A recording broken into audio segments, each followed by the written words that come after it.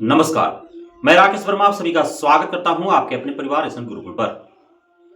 बिहार में शिक्षा विभाग के द्वारा एक बहुत बड़ा पत्र जारी किया गया है। इस पत्र को लेकर के शिक्षक शिक्षिकाएं असमंजस में है कि आखिर यह पत्र किस संदर्भ में जारी हुआ है और किसके लिए जारी हुआ है, इस पत्र से किसे फायदा होने वाला है और किसके लिए इस पत्र का कोई महत्व नहीं है। तो आइए हम जानते हैं इस वीडियो में कि आखिर यह पत्र जो जारी हुआ है, यह पत्र किस संदर्भ में है, किससे फायदा होगा, किसके लिए इस पत्र का कोई महत्व नहीं है। दोस्तों, आप सभी को ज्ञात होना चाहिए कि भारत में कई प्रकार के लाभ दिए जाते हैं कर्मियों को।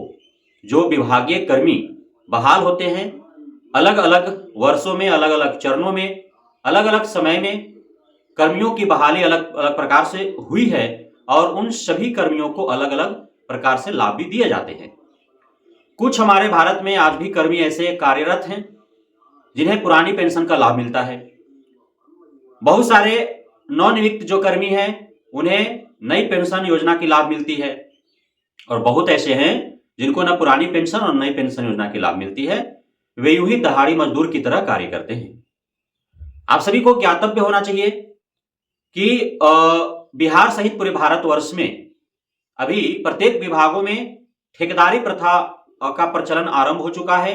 आउटसोर्सिंग के माध्यम से कर्मियों की बहाली हो रही है और उन्हें सिर्फ दहाड़ी मजदूर की तरह वेतन दिए जाते हैं। अन्य कोई लाभ राजकर्मियों के भांति प्रदान नहीं की जाती है, जबकि कार्य चाहे आउटसोर्सिंग से आए हुए कर्मी हो या फिर विभागीय स्तर से बहाल हुए कर्मी हो, दोनों से बराबर ही लिए जाते हैं।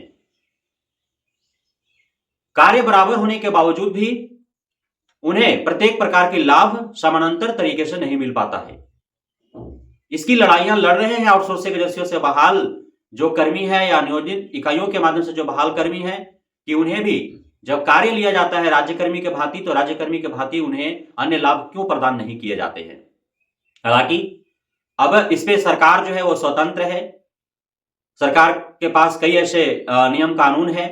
जब कोर्ट के कटघरे में खड़ा होती है सरकार तो विजय प्राप्त हो जाता है उसे, और जो आउटसोर्सिंग से आए हुए या नियोजन इकाइयों के माध्यम से बहाल हुए जो कर्मी हैं उन्हें पटकनी खाना पड़ता है, उन्हें हार का मुंह देखना पड़ता है और पुनः उनको पूर्व के भांति ही अपने कार्य में संलग्न होना पड़ता है। उन्हें अन्य कई लाभ नहीं मिल पाते हैं राज्यकर्मी की भांति। राज्यकर्मी की भांति लाभ प्रदान करे, यह पूरी तरह से सरकार पर निर्भर करता है। राजनीतिक ऊहापोह में आकर के सरकार निर्णय लेती है और कैबिनेट के द्वारा नियमावली ला करके फिर आउटसोर्सिंग के माध्यम से आए कर्मियों या नियोजन इकाइयों के माध्यम से बहाल कर्मियों को राज्यकर्मी बना करके उन्हें राज्यकर्मी के भांति लाभ प्रदान करने की चेष्टा करती है। जिस प्रकार से बिहार में नियोजित शिक्षकों को सक्षमता परीक्षा ले विशिष्ट शिक्षक बना राज्यकर्मी का दर्जा प्रदान कर और उन्हें बीपीएससी शिक्षकों, पुराने वेतनमान वाले शिक्षकों एवं अन्य राज्यकर्मियों के भांति ही प्रत्येक लाभ देने की चेष्टा कर रही है। अब हम जिक्र करते हैं इस पत्र का, तो यह पत्र पुरानी पेंशन योजना लागू करने के संदर्भ में जारी किया गया है। इस पत्र में साफ साफ अंकित है और यह जो पत्र जारी हुआ है यह रिमाइंडर लेटर है, स्मरण पत्र है। चूंकि इससे पूर्व भी इस बाबत पत्र जारी किए जा चुके थे, लेकिन पदाधिकारियों के नाकामियों, लापरवाहियों के कारण अब तक जिन शिक्षक शिक्षिकाओं या सरकारी शिक्षा विभाग में कार्यरत कर्मियों को पुरानी पेंशन योजना का लाभ मिलने चाहिए थे, उन्हें नहीं मिल पा रहा है। तो पुनः एक बार शिक्षा विभाग रिमाइंडर लेटर जारी की है, स्मरण पत्र जारी किया है और सख्त निर्देश कई जिला के जिला शिक्षा पदाधिकारियों को दी गई है। इसमें साफ साफ अंकित है कि एक ही विज्ञापन के आधार पर कुछ शिक्षकों की भर्ती 4/9/2005 से पूर्व हो गई थी और कुछ की भर्ती बाद में हुई है। तो जिनका 4/9/2005 से पूर्व हुई है उन्हें तो पुरानी पेंशन मिल रही है, लेकिन जिनका 4/9/2005 से बाद हुआ है उनको पुरानी पेंशन का लाभ नहीं मिल पा रहा है, जबकि एक ही विज्ञापन के जरिए वे सारे बहाल हुए हैं। तो जिनकी बहाली उसी विज्ञापन के आधार पर 4/9/2005 के बाद हुआ है उन्हें भी पुरानी पेंशन नीति के तहत संधारित करने, उन्हें जोड़ने, उन्हें पुरानी पेंशन का लाभ देने हेतु शिक्षा विभाग के द्वारा तमाम जिला शिक्षा पदाधिकारियों को निर्देशित किया गया था, जो अब तक नहीं हो पाए हैं। तो इस बार सख्ती बरतते हुए निर्देशित किया गया है कि यदि इस बार भी लापरवाही बरता गया तो पूरी जवाबदेही जिला शिक्षा पदाधिकारियों का होगा। चूंकि पदाधिकारियों के लापरवाही के कारण कई ऐसे सरकारी लाभ हैं जो कर्मियों को नहीं मिल पाता है, शिक्षकों को नहीं मिल पाता है। तो इस पर शिक्षा विभाग सख्त लहजे में निर्देशित कर दी है इस पत्र के माध्यम से कि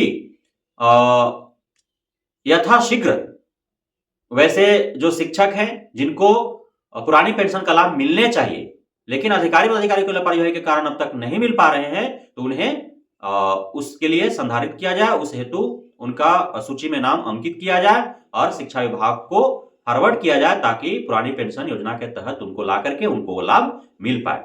तो यह पत्र सभी के लिए नहीं है, न तो सभी बीपीएससी शिक्षकों के लिए है, न ही नियोजित शिक्षकों के लिए है। वो 2005 के आसपास जो भर्ती हुई एक ही विज्ञापन के आधार पर, कुछ का पहले हुआ कुछ का बाद में हुआ, जिनको पहले हुआ उनको पुरानी पेंशन का लाभ मिल रहा था, जिनको बाद में हुआ उनको नहीं मिल पा रहा था, तो उन सभी को पुरानी पेंशन का लाभ मिले, इस हेतु यह शिक्षा विभाग का पत्र जारी किया गया है। आपको बीपीएससी वाले जो है निश्चिंत रहें, आप इसके तहत बिना लड़ाई लड़े नहीं आ पाएंगे। जो पुरानी पेंशन योजना लागू करने की जो लगातार संघर्ष चल रही है उसमें आप सभी को सहभागिता प्रदान करना होगा, आप सभी को मजबूती के साथ लड़ना होगा, तभी जाकर के आप पुरानी पेंशन योजना के तहत आ पाएंगे। और 2005 के बाद जो अन्य कर्मी बहाल हुए हैं उनको भी मजबूती के साथ सरकार के विरुद्ध लड़ाई लड़ने होंगे, तभी आप पुरानी पेंशन योजना के तहत आ पाएंगे, अन्यथा की स्थिति में आप जैसे है वैसे ज्यों का त्यों रहेंगे। बहुत बहुत धन्यवाद आप सभी साथियों का हमारे साथ जुड़े रहने के लिए, बने रहने के लिए, इतना प्यार देने के लिए, बनाए रखने के लिए।